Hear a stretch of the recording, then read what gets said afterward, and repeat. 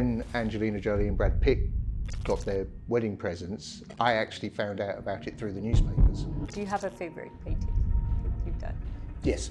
Do you? I do. Go on. It's my next one. I love that. Yes, it's hard, but an awful lot of it is about having a lucky break. And I got my lucky break, and what you do with that lucky break is then down to you.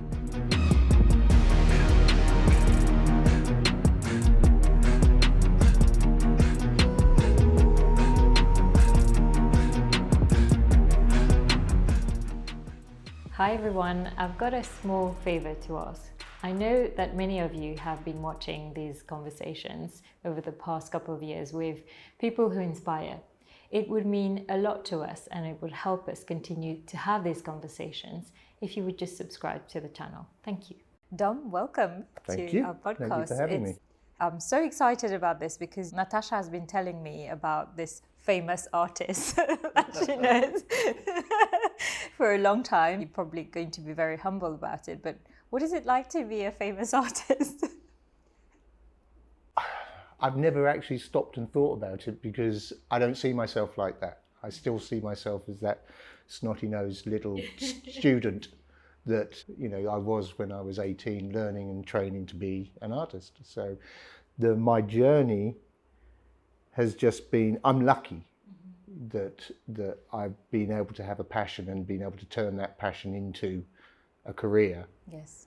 And so that's all I'm thankful for. I just to stop and think that I'm famous or I'm well known or anything like that. I'm actually embarrassed by it. Natasha shared a bio with me prior to meeting you. I understand you have quite an interesting following as well. Do you think about, does it not surprise you, but when you think about it sometimes, does it feel a bit surreal or? Yeah, but the way it works is because when I sell work, they don't come to me directly, they go to a gallery. Sure. And the galleries being the way they are, they tend to not give me any details or whatever. So all I hear, when Angelina Jolie and Brad Pitt got their wedding presents, I actually found out about it through the newspapers. Because you saw the painting? Because I saw it, there was this little article in the celebrity news or whatever, and it says, what do you get Angelina Jolie and Brad Pitt for a wedding present? And then it had my name underneath. I was like, I never gave them anything. When did that happen? So I don't really get to see much of it. I just hear it on the grapevine, or I find out that Victoria Beckham's got one, and I'm like, oh, okay, okay. Yeah, no, that's amazing. And also, I think, you know, that's the way it should be. That's the way it should be, because your passion shouldn't be driven about. And also, I think that's one of the reasons why I kind of stay a little bit humble, because I only know it. I hear about it, I see it, I like it, but then when someone who just wants to buy a painting because they love art, that means just as much to me than if it was some A-lister somewhere. It just, all that happens is you get extra press. Yes, yeah. Do you think, because I asked this question of many of my guests who are in different walks of life, do you think someone is born an artist, or is it a craft that you've had to constantly work very hard to be at the level that you are now? I think it's very easy to define anybody who's created, whether it's a musician, an author, an artist, painter. There are those. Everybody can draw and can paint. You can learn, you can watch YouTube and learn to draw. And you can learn to draw very well. But the creative side of things, so you can copy anything, you can draw something that absolutely looks perfect, but it lacks creativity. Creative people, there's no such thing as an artist, it's just people that see things differently and interpret things in a very specific way that's very personal to them. So I think artists are genuinely born. You know, everybody can pick up a guitar and learn to play, but not everybody's going to be Slash. Sure. You know? And where do you get your inspiration from then? Normally, it's through the things I see during the course of the day, the things I hear people talking about, conversations I hear my kids having or my brothers and sisters having, and it's a way of interpreting it. So I start with a general idea, and then somehow something just clicks, and then I'm on the path. So it's You know, it's like being on a rocky road or whatever, and eventually tarmac hits and you're going quickly. So the inspiration comes mainly from my love of environmental issues. Right. Okay, I mean, it's a massive issue for me, and my interpretation of where humans sit within the world. You know, whilst we are supposedly the most dominant species on Earth, we're also the ones that are destroying everything that we come across. And probably the dumbest as well, in a way. And probably the dumbest, you know, and with one of my paintings, which is of an elephant with butterflies, it's the yin and the yang, it's the smallest and the most delicate. But without that butterfly, the elephant cannot exist, and vice versa. You know, so it's playing around with concepts, playing around with ideas, and then also it's having a very dark humour. Dark humour, really? Dark humour, okay. yeah. So can you give me an example of a painting that you've done where that really kind of stands out? A couple of paintings. One was called Kiss My Art, because you know, it was when I had a few issues. Another one was I had an issue with another artist that I was commissioned to paint on a wall and actually do a painting, and I was unsure about whether I should do it, but they persuaded me, and it was for the Time Out magazine in London. So I went and did it, and then ended up getting a whole pile of death threats because I painted over someone else, a street artist's work, or whatever. So it all got messy, you know. So then, you know, I painted a few pictures, which was me as a strutting peacock. I love that. I love that. You know, okay. it's all in the past. You mentioned street art, and I understand that kind of at least partly defines your style. You identify most with that kind of art. Is that from your time in the Soviet Union? I saw that you spent some time there. Everything that I paint and the way I paint now all comes from obviously my learning and my experiences throughout my life so far. Because anybody asked me how long does it take to paint a painting, I said it's taken me my entire life. And it's still probably you're still learning. Progressing. Yeah. So the stuff that I did and saw and experienced in Russia, which was very much propaganda art, it was all posters, it was all very block colours, etc. It was very much the silk screens style of Andy Warhol and those kind of people. Interesting. And yeah, it had a massive impact on me because I was already painting geometric shapes and everything, and masking up and having very crisp lines, but they were abstract. And then it started to slowly develop within using actual pictorial representations of faces or machinery, so it was lovely. And they were very much dominant, and they were on the walls. So I spent time in Russia. They painted this propaganda on the walls. It was immense. And when I saw it in Northern Ireland as well, when we had the troubles in Northern Ireland in the 80s, it was blood-curdling, but it was beautiful in the same breath. And I realized that those messages that you can put through, you know, and you can actually draw attention to a plight, not to yourself, but you can draw attention and make people aware of the problems that are going on. And that was the kind of thing that really empowered me. It didn't have to just be stuck in the studio. Yes. It can actually jump out onto the streets and actually be something, a voice that's useful for future generations. And carry a message. And I think it also requires, so from what you're describing, you saw propaganda in what is now Russia, but it requires you not to judge as well, because someone else could have just looked at it and say, oh, this is propaganda, this is brainwashing, but you took something beautiful out of it. Well, it's like I said, the creative person has a way of just seeing things in a different light, and that's the beauty. So you can put messages into paintings, but you don't actually have to ram it down people's throats. So that was the kind of thing that which is why I don't paint anything to do with politics. I avoid it. You know, because that's my personal opinion, and you know, it's not for those people to, you know, it doesn't work.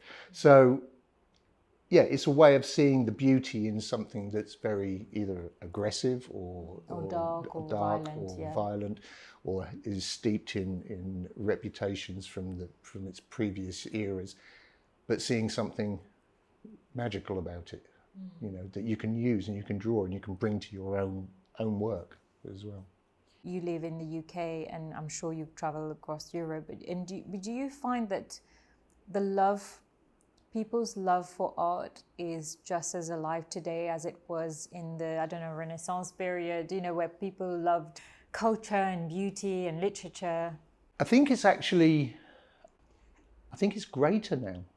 I think people, Really? yeah, I think people's obsessions with interior design and wanting to have a nice environment and everything, that's brought the artwork into the home a lot easier. And also, never in the history of art has there been so many living artists making a living. And that's only happened because the demand is there for people to actually buy the work and actually, you know, invest in people. So I think it's more buoyant now than it's ever been. So. And do you feel threatened by technology? Advent of AI? I mean, we hear about... No, I don't, because again, it goes back to that previous one, which is you can copy, anybody can copy, but you can't. The AI as it stands at the moment is not creative. It's only as good as the person that's programmed it. Right, yeah. And it will only be able, it might be able to mix several things together, but it mixes a melting pot, but it's still not creative. And that's the beauty. It's a bit like saying, will AI ever be able to be chefs? No, they can't. They may be able to come up with a recipe, but they won't be able to be a chef. So maybe you'll answer like, we've had a few singers on the podcast, and whenever I ask them this question, they always say they're all my babies. Do you have a favorite painting that you've done? Yes. Do you? I do. Go on. It's my next one. I love that. Yeah. Which you've thought of already, or not yet? No, but I know that my next painting is going to be the best one I've ever done, because it has to be. Otherwise, there's no point in me painting it. You know, because I'm always striving to be the better painting, a better painter. I'm always striving for that, and that's, you know, when you have a passion. You know, my goal is just to be better than the last picture. You know, and if I make a mistake, that's brilliant. I prefer my mistakes than my successes. So my best painting will always be my next one. Are you a perfectionist? No. Okay. No, actually, that's not true. That's not true. I am a perfectionist when it comes to the paintings, because if it's not right, it won't leave my studio. Right. When it is right, and it doesn't matter whether there's footprint on it or whether I've spilt some paint on it or anything like that, when it's right, then as far as I'm concerned, it's perfect, you know, and I'm happy with it. And I'll have learned something along the line. So I like to learn something new with every painting, if I can. Do you ever get a blockage? Hell yeah. All creatives do. They have to, because you can't fire on 6 cylinders every day of your life. You know, there has to be times when you just look at a canvas and have no idea what's going to come out of it, yeah, or what to do next. What to do next. You love what you've just done. Do I recreate it, or do I use something like an equation to kind of replicate a new idea based on that idea?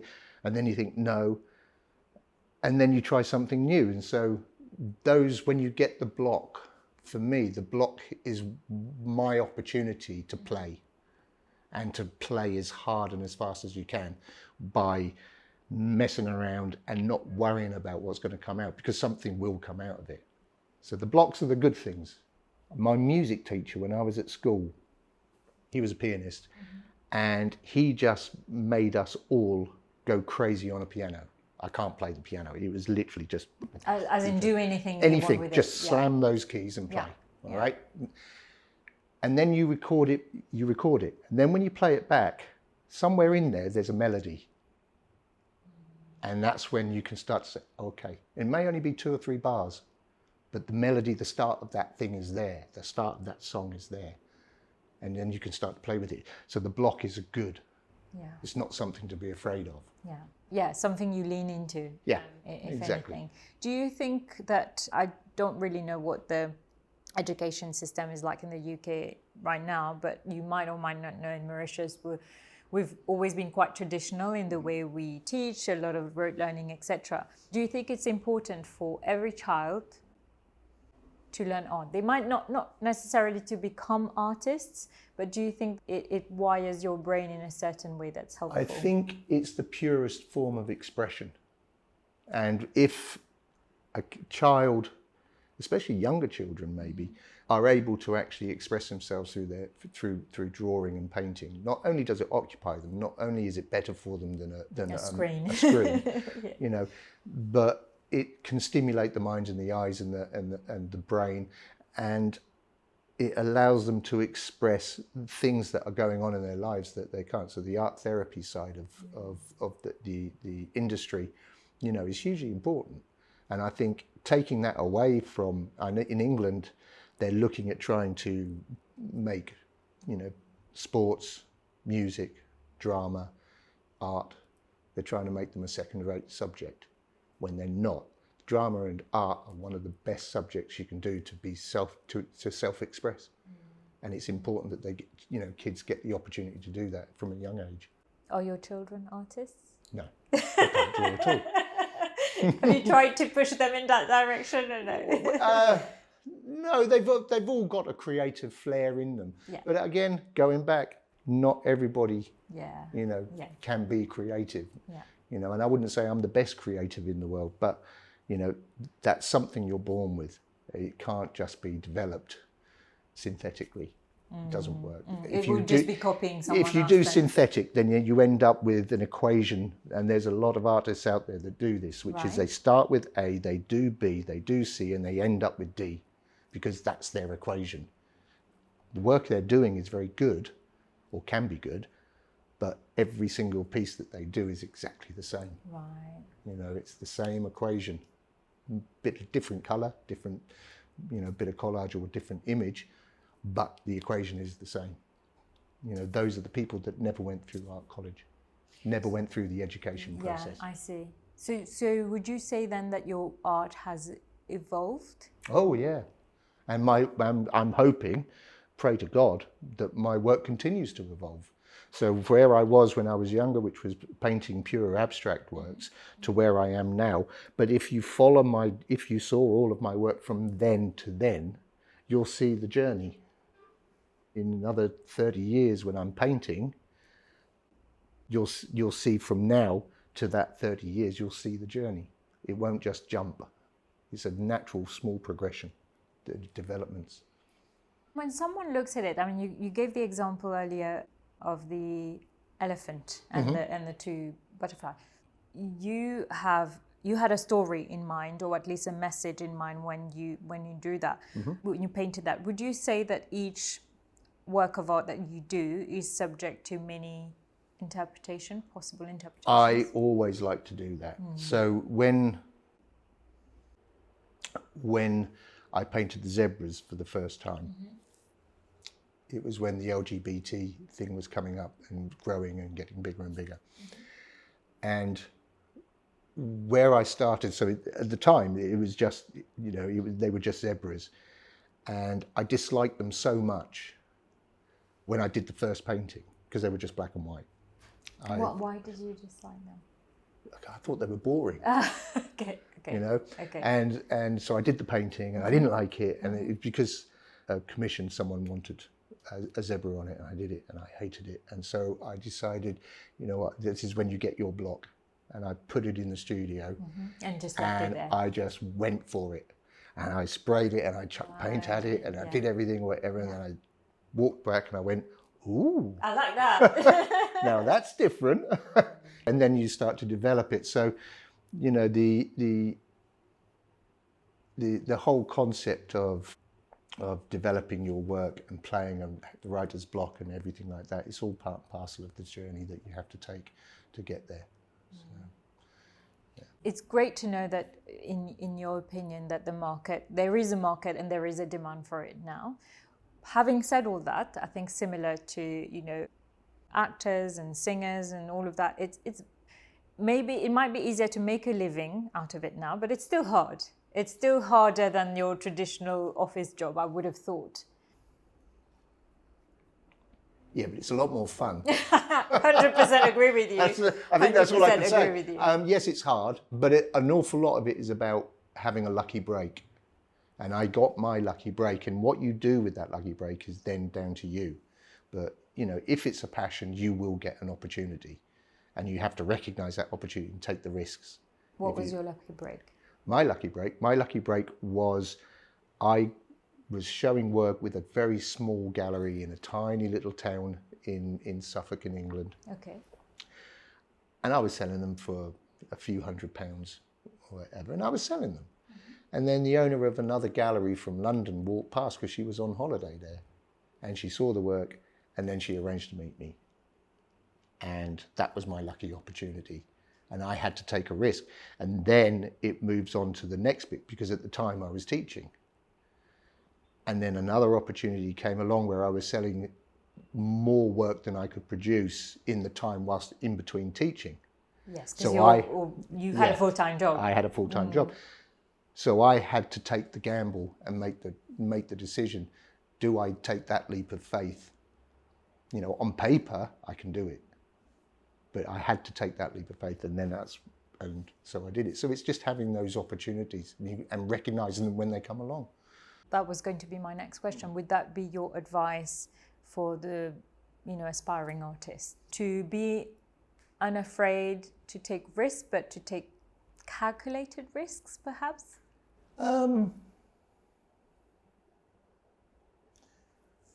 It's a difficult one, because if you're passionate about it, anything I say to them or anything I say to someone that's passionate is, everybody's journey is different. Of course. And their journey is going to be very different to mine. And so giving them advice of what to do, how to do it, try and do this, try and do it this way or whatever, that's not how it's going to work. Yeah, because it's just generic advice. It's generic. It's generic advice. So my advice to anybody that really is passionate about it is to just stay true to yourself.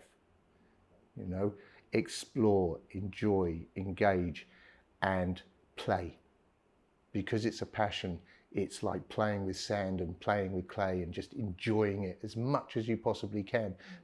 But be aware that you've got to try and pull something out of it. And eventually you will. And then you'll find yourself as an individual. And once you've found yourself as an individual, then the world is all yours. Yeah. And then you need your lucky break. Do you have any regrets? Professionally? No, I don't think. If I look back at it, I wish I'd had my lucky break earlier. And then I've had a lot more fun. I wish but would I change it? No, because I'm having so much fun now. Maybe you wouldn't have been ready to take the lucky break. Exactly, if you were young. exactly. But that's what I mean. Everything happened when it was supposed to happen. If I'd have been younger, I don't think I'd have had the guts to take that leap of faith, because I'd have had other responsibilities. And when I got rid of those responsibilities that I didn't need, then I was prepared to take that lucky break, and it came along. Wonderful. So. I have a last question for you, Dom. You might or might not have the answer to this. Might we see your work in Mauritius one day? I would like to think so. I'm fairly certain that someone is behind the scenes is already planning that one. That my wife got the concept all already in her head. So I think it will happen, won't it, darling? Because I've had the opportunity to look at your Instagram page, and I've never seen anything like it. Certainly not in Mauritius. It's very unique. As you said, you can see the sort of a street style inspiration behind it with your own print on it. Yeah, with my own touch. With your own touch and your own voice. I don't really know whether there's a name for it, but it's certainly very unique, and this country would greatly benefit from seeing your work. I'm all for that. I have to come now, don't I? Yes, exactly. And extend your holiday. I know it's in negotiation right now. Thank you so much for your time. Really appreciate it. It's been my pleasure. Thank you very much.